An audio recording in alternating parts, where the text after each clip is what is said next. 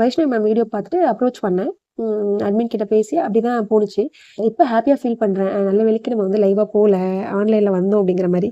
ஏன்னா ஒரு நாள் நானு லைவா போற செஷன் அங்க போய் பார்க்குறேன். எனக்கு ஒரு வாய்ப்பு கிடைச்சதுனால போய் பார்க்கும்போது ரொம்ப ஆச்சரியமா இருந்தது.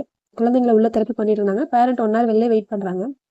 ஸோ என்ன நடக்குது? இன்னைக்கு என்ன போது வருதுன்னு அவங்களுக்கு தெரியாது. ஹோம் பிளான் எப்படி குடுப்பாங்கன்னு நமக்கு தெரியாது. அத பத்தி எனக்கு தெரியல. பட் ஆனா ஆன்லைன்ல பொறுத்தளவுல என்ன பண்ணுவாங்கன்னா, தெரபிஸ்ட் நமக்கு எஜுகேட் பண்ணுவாங்க. நமக்கு சொல்லி தருவாங்க.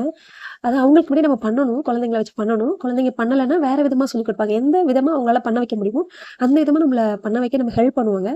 வீட்ல ஹோம் பிளான் குடுத்துருவாங்க. இதெல்லாம் நீங்க பண்ணணும் அப்படின்னு சொல்லிட்டு. ஸோ நம்ம அத பண்ண பண்ண ஓவர் நைட்ல நமக்கு அப்படியே எல்லாம் நடந்துராது.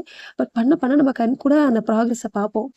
நான் இத ஏன் சொல்றேன்னா, மேபி தெரப்பி போணும்னு நினைச்சிட்டு இருந்த பேரண்ட்ஸா இருந்தாலும் சரி, இப்போ தெரப்பி எடுத்துட்டு இருக்கவங்களா இருந்தாலும் சரி, அவங்களுக்கு இது யூஸ்ஃபுல்லா இருக்கும்னு நினைக்கிறேன். ஏன்னா, நான் ரொம்ப கன்ஃப்யூஸ்டா தான் நான் வந்தேன். பட் இப்ப ரொம்ப